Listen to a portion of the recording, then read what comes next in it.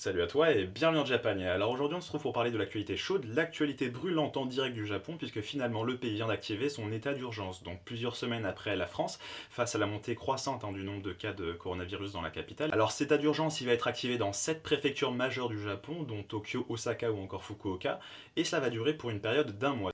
東京都、神奈川県、神奈川、千葉県、千葉、埼玉県、埼玉プレフェクチャー、関西のステートメンバーです。大阪府関西、と大阪、兵庫県、そして九州の九州、福岡県であります。 Alors l'activation d'un état d'urgence, par quoi est-ce que ça va se traduire concrètement en fait? C'est-à-dire que l'État va pouvoir réquisitionner des business, des services pour les mettre au service du pays, de l'État.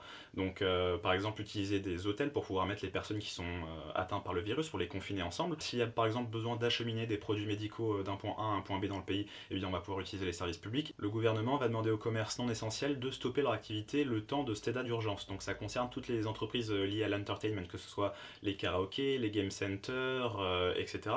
On demande aux centres commerciaux de fermer, aux restaurants de limiter leur activité en finissant beaucoup plus tôt dans la soirée, et aux izakaya ou les bars, etc. de totalement stopper leur activité également durant cette période. Les commerces de grande utilité comme les supermarchés, les combini ou encore les pharmacies, eux vont pouvoir continuer leur activité, de même que les transports en commun ou les taxis. Cet état d'urgence ne devrait pas entraîner un confinement aussi drastique que l'on peut avoir aux États-Unis et en France. Alors certes, le gouverneur de Tokyo et des autres préfectures concernées ont recommandé aux gens justement de ne pas sortir, de rester confinés chez eux dans la mesure du possible, et de ne sortir que pour aller acheter des biens de grande nécessité. Mais cependant, pour toutes les personnes qui sortiraient, etc., il n'y a aucune peine légale, donc il ne leur arriverait rien si elles venaient à sortir dehors, puisque légalement, l'État ne peut rien faire. Alors qu'en France ou aux États-Unis, si vous sortez sans autorisation ou sans motif valable, eh bien vous pouvez vous prendre une amende qui est assez dissuasive. Et du coup, il y a pas mal de spécialistes, même japonais, qui regrettent un peu le fait qu'il n'y ait pas de mesures dissuasives en fait pour pousser les gens à rester chez eux.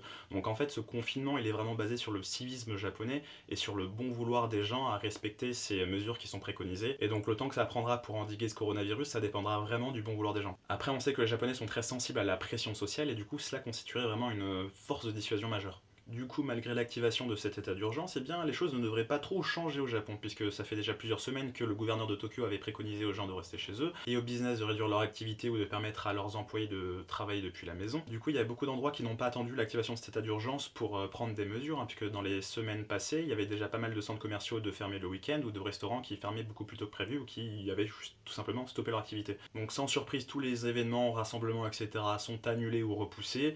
L'ouverture des écoles qui était censée reprendre ce mois-ci, eh bien, est repoussée à début mai, du coup, avec la fin de l'état d'urgence présupposé.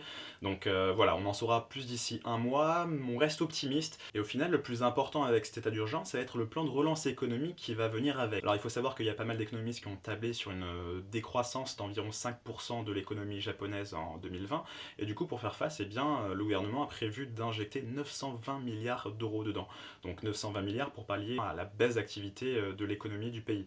Donc ça va être le plus gros plan de relance jamais vu de l'histoire du Japon, plus qu'en 2008, plus qu'avec tous les typhons, les catastrophes naturelles qu'il y a pu y avoir. Donc c'est quelque chose d'assez énorme et ça en dit vraiment long sur la position du Japon maintenant face à ce cas du coronavirus. Et du coup, avec tout ce remue-ménage dans la capitale, eh bien hier il y avait une tendance en fait sur les réseaux sociaux, c'était l'évasion de Tokyo. Il y avait pas mal de personnes qui parlaient justement de fuir la capitale pour aller se réfugier dans les préfectures aux alentours afin d'éviter cet état d'urgence. Et la gouverneure de Tokyo a demandé aux gens justement de rester civiques et de ne pas partir propager le coronavirus dans les campagnes japonaises, parce que vous savez, il y a pas mal de préfectures au final qui ne sont pas du tout touchées par le virus. Ce sont généralement des campagnes, ce sont des régions du Japon où la moyenne d'âge de la population est assez élevée, donc beaucoup plus sensible en cas d'infection par le coronavirus. Le civisme, ce sera vraiment le mot d'ordre pour ce mois d'avril au Japon en tout cas. Donc voilà, maintenant on est tous ensemble dans le même bateau, tous confinés jusqu'à la victoire. Donc voilà, j'espère qu'en tout cas que vous allez bien, que vos proches vont bien, que vous réussissez à vous occuper, que vous réussissez à rester productif parce que c'est assez important aussi.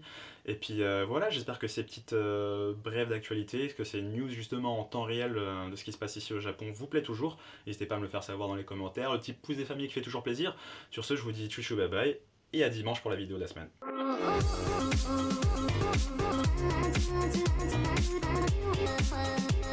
Yeah.